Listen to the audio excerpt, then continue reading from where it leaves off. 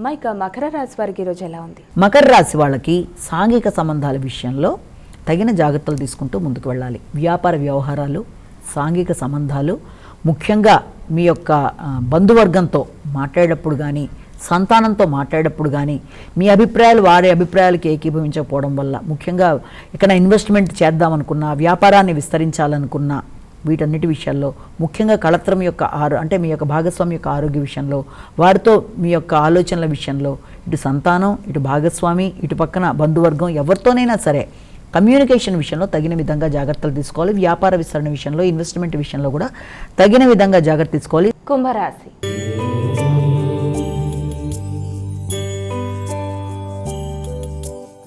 ఇక కుంభరాశి వారికి ఈరోజు రాశి ఫలితాలు ఏ విధంగా ఉన్నాయి? కుంభరాశి వాళ్ళకి సాంఘిక సంబంధాల విషయంలో, ముఖ్యంగా మీ యొక్క బంధువర్గం సహకారం కానీ, మీ శ్రమకి తగిన ఫలితాలు మీరు ఎక్స్పెక్ట్ చేసేటప్పుడు కానీ మొదలైన మీకు అనుకూలంగా ఉన్నా, టెక్నికల్గా మీకు అనుకూలంగా ఉన్నా, కమ్యూనికేషన్ ప్రాబ్లమ్స్ అనుకూలంగా ఉన్నప్పటికీ, విద్యార్థులు అధిక శ్రమతో ఆశించిన ఫలితాలు పొందుతున్నప్పటికీ కూడా, ముఖ్యంగా తల్లిదండ్రులతో మాట పట్టింపులు రాకుండా తగిన విధంగా జాగ్రత్తలు తీసుకోవాలి.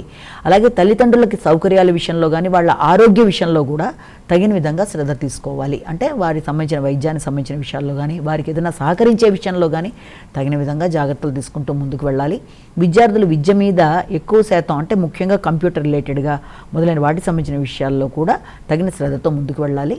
మీనరాశి.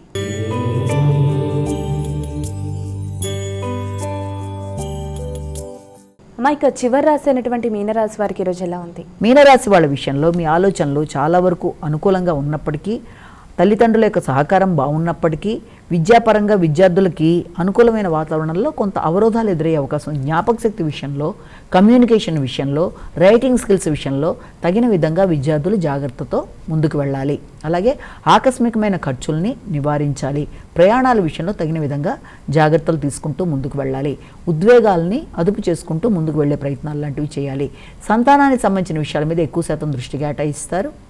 ఆ విషయంలో మీకు ముఖ్యులైన మీ యొక్క సోదరీ వర్గం కానీ, మీకు ఎవరైనా సరే ఆత్మీయులు, ఆప్యాయతతో కూడిన మిత్రుల యొక్క సహకారాన్ని మీరు అడిగినప్పటికీ కూడా, ముఖ్యంగా ఈ రకమైన సమస్యలకి విద్యార్థులు కానీ దూరంగా ఉండడం అనేది చాలా మంచిది.